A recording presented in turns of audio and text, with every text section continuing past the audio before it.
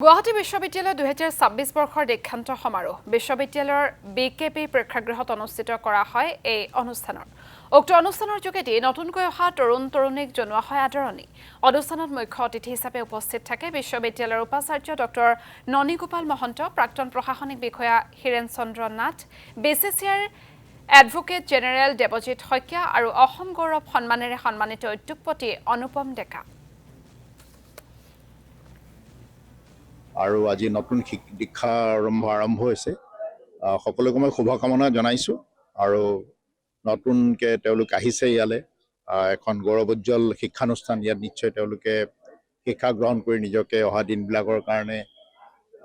প্ৰস্তুত কৰিব পাৰিব এজন সুনাগৰিক হিচাপে গঢ় দিব পাৰিব মই এইখিনি কামনা কৰিছো চিটিখন আমাৰ লেখত ল'বলগীয়া ইউনিভাৰ্চিটি এখন আমাৰ দেশত আৰু ইয়াতে আজি ওৰিয়েণ্টেশ্যন প্ৰগ্ৰামটো আছিলে পিজি ষ্টুডেণ্টৰ কাৰণে আৰু এখেতসকলে এইটো পদক্ষেপ লৈছে এইটো মানে অতি মহান পদক্ষেপ কাৰণ কিয় এই ওৰিয়েণ্টেশ্যনৰ প্ৰগ্ৰামৰ থ্ৰুৰে ইয়াতে ল'ৰা ছোৱালীখিনিয়ে এইখিনি অৱগত হয় যে আমি ইয়াতে যে আহিছোঁ ইউনিভাৰ্চিটিখনত আহি পেলাই আমি নেক্সট ইউনিভাৰ্চিটিখনত কেনেকৈ চলিব লাগিব কি দিশত যাব লাগিব কেনেকুৱা আমাৰ ডিচিপ্লিন আমি ইয়াত মেইনটেইন কৰিব লাগিব আমাৰ ইয়াতে কেনেকুৱা ধৰণৰ বিশ্বাস আমি দিব লাগিব